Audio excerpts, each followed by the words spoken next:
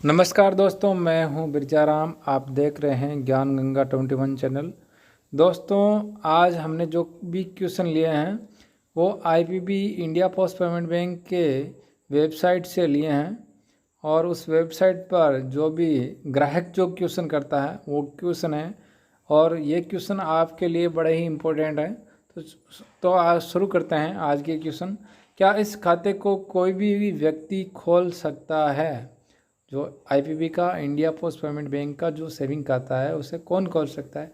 तो 10 वर्ष से अधिक उम्र का कोई भी व्यक्ति जिसके पास आधार नंबर है वह बुनियादी बचत खाता खोलने के योग्य हैं। दोस्तों, जो डिजिटल खाता होता है उसकी उम्र केवल 18 वर्ष ही है। जो 18 साल का व्यक्ति होता है वही मोबाइल ऑपरेट कर सकता है अच्छे से। उसके पास में पैन कार्ड और आधार कार्ड दोनों होता है, तभी वो उसका डिजिटल खाता खोला जा सकता है। तो तीसरा नंबर क्वेश्चन है, मैं आईपीपी के साथ ग्राहक बोल रहा है, मैं आईपीपी के साथ डीबीटी प्राप्त करने हेतु बुनियादी बचत खाता कैसे खोल सकता हूँ? आप अपना आधार नंबर, मोबाइल नंबर और पैन कार्ड या फॉर्म 16 प्रदान करके आईपीपी के साथ बुनियादी बचत खाता खोल सकते हैं। जबकि आपको पता है आईपीपी का जो खाता है वो केवल डिजिटल खाता है, आप उसे डिजिटल ऑपरेट कर सकते हैं, तो उसमें फॉर्म नंबर 16 प्रदान करने की कोई आवश्यकता नहीं होती। पर जब शुरुआत में आईपीपी जब ओपनिंग हुआ आईपीपी का, तब उस ब्रांच के अंदर फॉर्म 16 भरा जाता था और ऑफलाइन खाता खोले जाते थे, पर अब नहीं है ऐसा।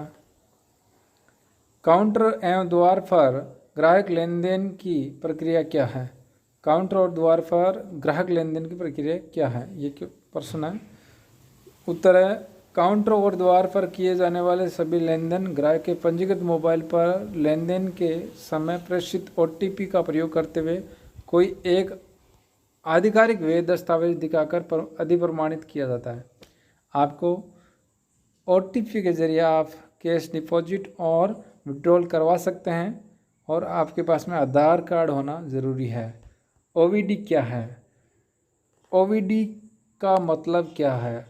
आधिकारिक वैध दस्तावेज के अंतर्गत पासपोर्ट, ड्राइविंग लाइसेंस, मतदाता पहचान पत्र, ID card, pan card, UIDAI द्वारा जारी आधार पत्र, राज्य सरकार के अधिकारी द्वारा हस्ताक्षरित एवं नरेगा द्वारा जारी जॉब कार्ड आते हैं, यही ओवीडी है। क्या मैं एक से अधिक बुनियादी बचत खाता खोल सकता हूँ?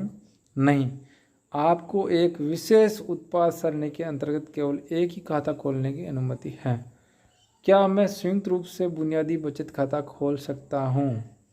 नहीं, आप संयुक्त रूप से बुनियादी बचत खाता नहीं खोल सकते। मुझे बुनियादी बचत खाते से क्या लाभ प्राप्त होगा? आप आसान धन प्रेषण, बिल भुगतान, द्वार बैंकिंग इत्यादि सेवाओं का लाभ प्राप्त कर सकते हैं। इसके अतिरिक्त आपको QR card, phone banking, SMS banking, त्रैमासिक विवरणी, अपने मोबाइल फ़ोन पर लघु विवरणी और एसएमएस अलर्ट जैसे लाभ भी प्राप्त होंगे। ये ग्राहक को उत्तर दिया जा रहा है। क्या इस खाते को खोलने के लिए कोई प्रामाणिक जमा राशि की आवश्यकता है?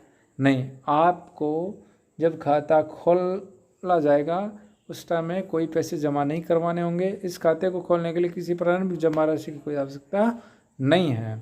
क्या मुझे बुनियादी बचत खाते के रखरखाव के लिए न्यूनतम शेष राशि की आवश्यकता है? ग्राहक बोल रहा है नहीं। मतलब ग्राहक ये क्वेश्चन करता है तो हमें जवाब है नहीं, आपको अपने बुनियादी बचत खाते का उपयोग करने के लिए न्यूनतम शेष राशि के रखरखाव की आवश्यकता नहीं है। मैं एक माह में कितनी बार नकद जमा कर सकता हूँ? आप एक माह में असीमित जमा कर सकते हैं। हालांकि एक्सेस पॉइंट या ग्रामीण डाक सेवक के पास धन की उपलब्धता के आधार पर राशि पर कुछ सीमाएं लागू होगी। जैसे सीमाएं क्या लागू होगी? वर्तमान में आप ग्रामीण पोस्ट ऑफिस में पैसे जमा करवा रहे हैं तो आपको 10,000 रुपये जमा, एक बार में आप 10,000 रुपये जमा कर सकते हैं एक दिन में। और 10,000 रुपये विड्रॉल कर सकते हैं। एसओ में आप जाएंगे तो एसओ या एचओ में जाएंगे तो वहाँ जमा कितना भी करवा सकते हैं, पर निकासी आपको 20,000 रुपये तक ही सीमाएँ हैं। तो चलते हैं अगले क्वेश्चन की ओर। क्या इस खाते के लिए शेष राशि की कोई अधिकतम सीमा है? हाँ, भारतीय रिजर्व बैंक के दिशा निर्देशानुसार दिन के अंत में आप अपने खाते में अधिकतम, यहाँ 1,00,000 रुपये लिखा हुआ है पर ये गलत है, अब 2,00,000 रुपये तक रख सकते हैं। यदि मेरे खाते में अधिकतम शेष सीमा से अधिक शेष राशि उपलब्ध होने पर क्या होगा? ये जो आईपीपी की वेबसाइट पर जो क्वेश्चन दिए हुए हैं वो अपडेट नहीं है। मैं आपको जो भी क्वेश्चन जो अपडेट लग रहे हैं वो मैं अपडेट बता दूंगा। आईपीपी ने डाकघर बचत बैंक खाता खोलने के लिए डाक विभाग के साथ समझौता किया है जो आपके आईपीपी बचत खाते से जुड़ा होगा। बुनियादी बचत खाते में जमा 2,00,000 से अधिक की जमा राशि को आपके लिंक किए गए पीओएसबी खाते में अंतरित किया जा सकता है। समझे क्या आप? नहीं समझे तो मैं बताता हूँ। अगर आपके आईपीपी जो सेविंग खाता है उसमें 2,00,000 रुपये जमा है और उससे अगर ज़्यादा जमा होता है तो आपका जो पोस्ट ऑफिस सेविंग खाता है उसमें ट्रांसफ़र कर दिया जाएगा।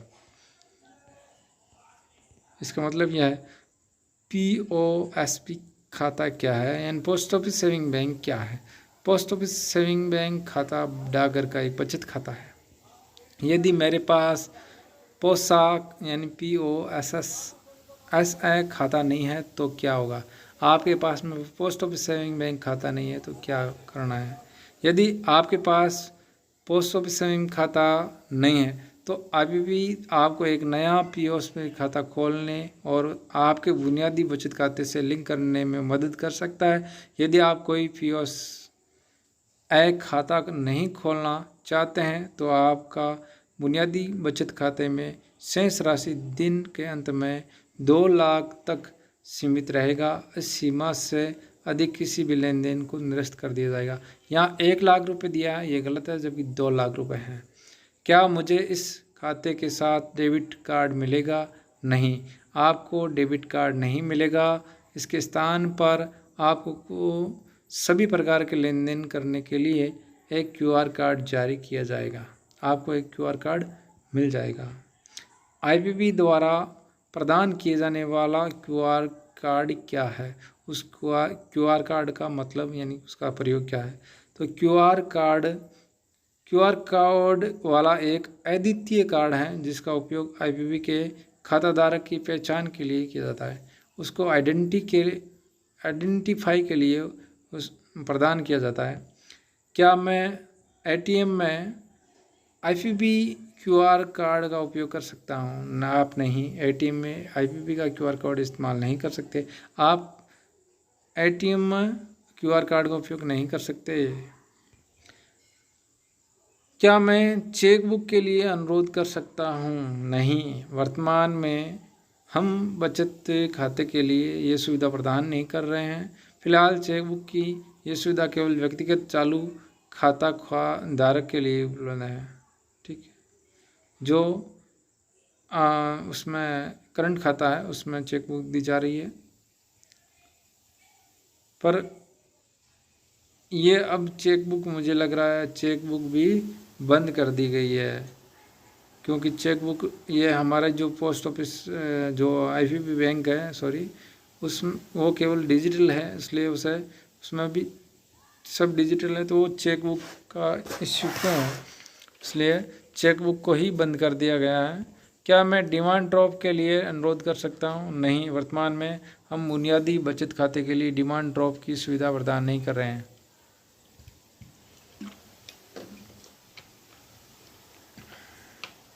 बीस नंबर क्वेश्चन हमारा पूरा हुआ। अब चलते हैं 21 नंबर क्वेश्चन।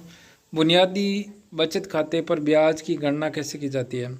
बुनियादी बचत खाते में ब्याज दिन की समाप्ति यानी यूडी पर खाते में उपलब्ध शेष राशि पर अर्जित किया जाता है और इसका भुगतान तिमाही रूप से होता है। क्वेश्चन नंबर 22, क्या बुनियादी बचत खाता खोलने हेतु मुझे भौतिक दस्तावेज प्रस्तुत करने की आवश्यकता है? उत्तर है आपके पास दोनों प्रकार के विकल्प उपलब्ध हैं। आप या तो ई-केवाईसी अथवा गैर ई-केवाईसी के माध्यम से खाता खोल सकते हैं। गैर ई-केवाईसी के माध्यम से खाता खोलने के मामले में ग्राहक को अपने पहचान या निवास संबंधी प्रमाण पत्र प्रस्तुत करने की आवश्यकता है। गैर ई-केवाईसी मतलब डिजिटल जो खाता है वो भी खोल सकते हैं आप। क्या मैं गैर ई-केवाईसी बुनियादी बचत खाता द्वारा सेवा के माध्यम से खोल सकता हूँ? नहीं, गैर ई-केवाईसी खाता खोलने की सुविधा केवल IPB शाखा में ही उपलब्ध है।